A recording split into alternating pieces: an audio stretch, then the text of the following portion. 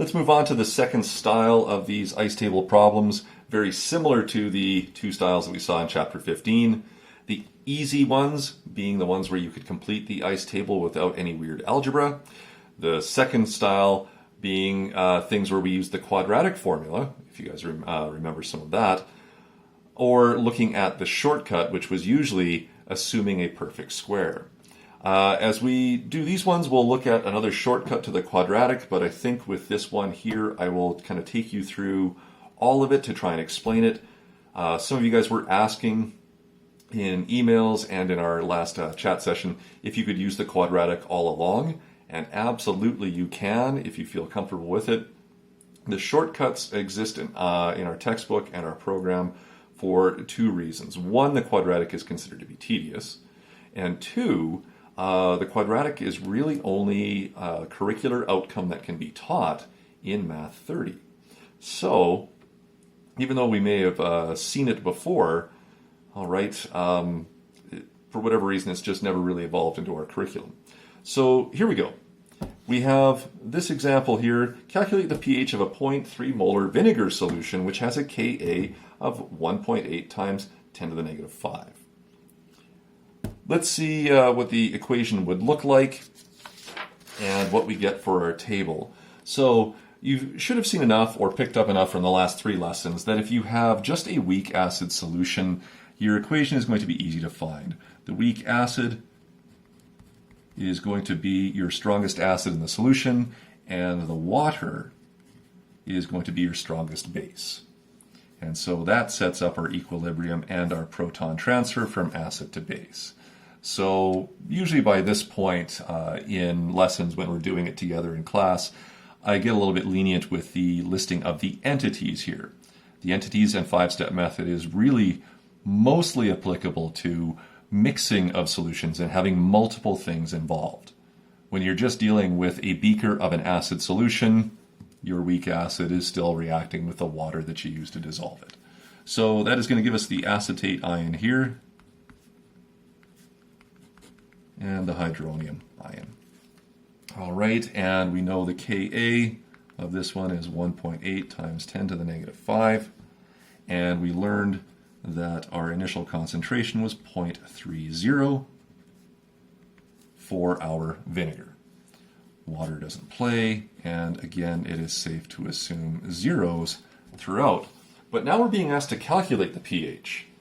And so without any other information on the actual hydronium ion concentration, well, we kind of run into a bit of a problem. We have nothing in our equilibrium line. So, what did we do last time we ran into this problem? Well, we made an assumption. We realized that in order to produce some hydronium, you had to lose a certain amount of vinegar. You had to have some of this react with water, but we know it's not going to be all of it. So we know we're just losing a certain amount, so our equilibrium concentration here is just 0.30 minus x. Just like before, these are all 1-to-1 ratios, so whatever I decreased by in my vinegar should be the equivalent increase for my products. This is only because of the 1-to-1 to 1-to-1 stoichiometric ratio. If you ever had any sort of other ratio, you would prove it with the stoichiometry, and so those ones in Chapter 15, we did the stoich to prove the changes. Here in Bronsted-Lowry, I do allow for this shortcut, so long as you are clearly stating that you have a 1-to-1 ratio.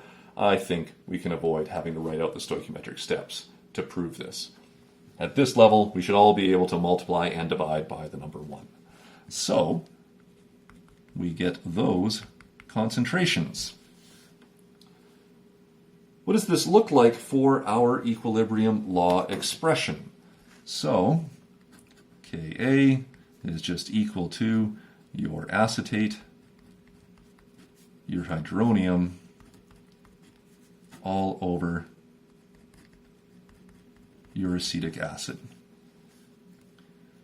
We know that the Ka value is 1.8 times 10 to the negative 5, and we know the values of our equilibrium concentrations are the value of the unknown for my products, and 0.30 minus x for my reactant.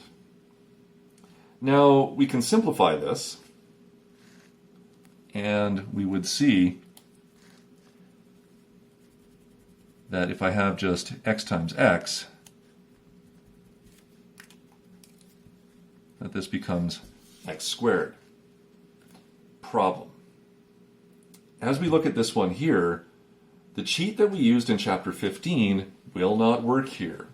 The 1-to-1 to 1-to-1 ratio here for us does not give us a method to use the perfect square. It would not simplify this problem for us.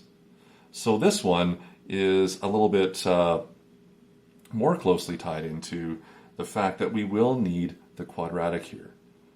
And so what we would do is, of course, distribute this through, simplify it, and then write it in an ax squared plus bx plus c format here. All right, when we multiply things through, the 0.3 minus x is multiplied into the Ka value. We end up with a couple of numbers here. We get 5.4 times 10 to the negative 6 minus 1.8 times 10 to the negative 5x is equal to x squared. Therefore, to put it into the format that we need, we end up with x squared plus 1.8 times 10 to the negative 5x minus 5.4 times 10 to the negative 6, and then this leads us to the quadratic formula. Oops. Okay, so we can do this, and I know a lot of you guys are more than capable of doing it, but there will be a way that we can get around it. Okay, so just to finish it off, because I don't know how many of these I did for you guys with chapter 15, if I did any at all. If we look at our quadratic formula, x will just be equal to b plus or minus root of b squared minus 4ac all over 2a. When we run this through and put in all our values, all right, remember that you'll get two answers. X is equal to negative 0.00233, or it's equal to 0.002314. Which one of these makes sense? Well, if I use a negative value here, and I plunk that in for my unknown back in the table, 0.30 minus a negative x would be addition, and you would get an equilibrium concentration greater than what you started with. Well, that's illogical, so the negative root in these quadratic-based solutions cannot play. So therefore, this must be your value for x. If you do that, since the concentration of x is equal to the concentration of hydronium here, we can go calculate the pH. pH is equal to negative log of your hydronium ion concentration. So that is equal to the negative log of x, which we have here, which is equal to the negative log of 0.002314. And so when you do that, we get what are we at? We're at 2 sig dig answer here, 2.64. Okay, so there we go. We just figured out the pH based upon using the quadratic formula, and we can now, if we wanted to, even go complete all of our equilibrium concentrations here as well. There is a way around it, and so as you flip the page in your notes, we get to take a look at a little rule here.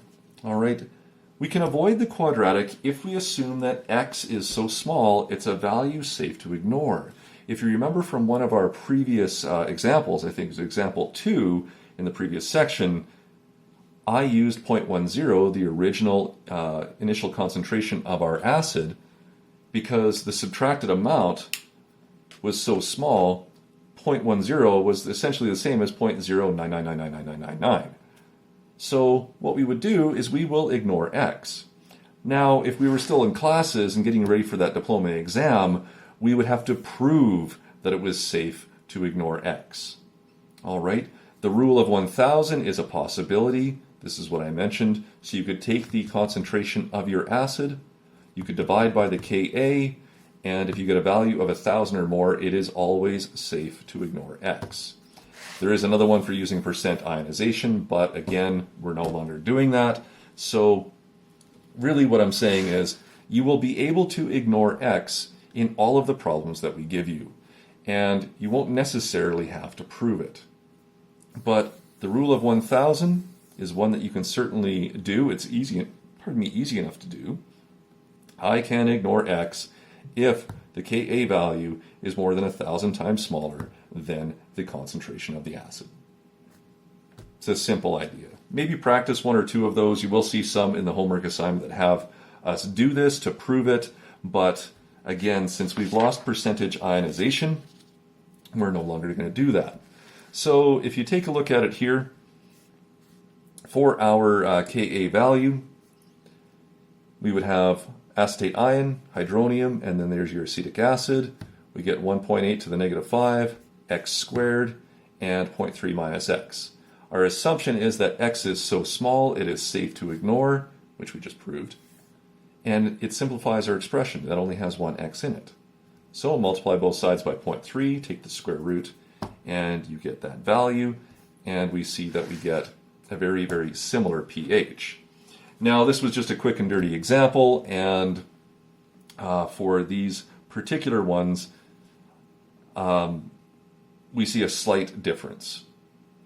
If this happens on an exam, both answers are considered, 2.63 and 2.635, which rounds to 2.64 like we saw in the last example. Both of those would be considered if the ignore x leads us to a slightly different rounding point, or we just make sure that we work the numbers so that both give you the exact same answer. So, point being, as we look for these problems, you will not be asked to do the quadratic. All you have to do is ignore x and simplify your K expressions to get your pH or your pOH or whatever it is the question is looking for. Okay, there you go. We'll get through a couple more examples in the next vid.